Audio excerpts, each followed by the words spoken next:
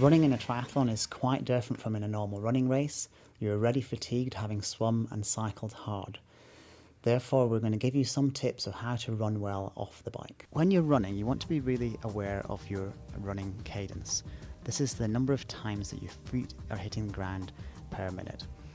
It's best when you're running off the bike particularly to think about aiming for a high cadence.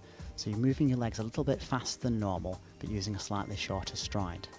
This is much more efficient, and when you've been cycling at high cadence, you'll find that you'll run much better if your cadence is matched to what it was on the bike.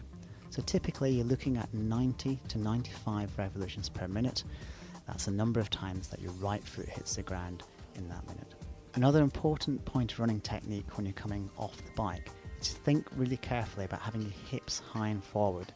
Because you've been sat down on the bike with an acute angle at your hips, you tend to find that when you start running, there's a bit of a tendency to sit down. So if you really concentrate on keeping those hips high and forward, you'll stand a bit taller and you'll run more effectively. One of the ways you can save energy on the run is to really concentrate on relaxing your upper body. It's amazing how much tension you hold in your hands, your shoulders, your neck and your face. If you consciously relax all those areas, you'll find that you've got more energy to work your legs harder and make you go faster. You want to pay a lot of attention to your pacing on the run. It's very easy to get off the bike, start chasing down the person just ahead of you and run far too fast over the early section of the run.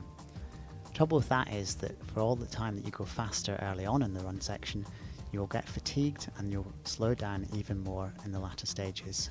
So therefore try and make your run as even paced as possible.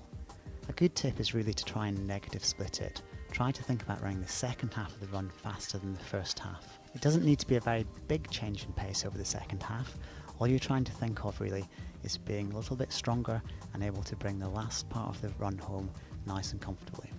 Some of the skills that are useful: when you're taking a drink on the run, you should take the cup, and if you squeeze the edges of the cup together to make it a little bit narrower, you'll find that you can easily get liquid into your mouth without pouring it down the front of your body while still running along.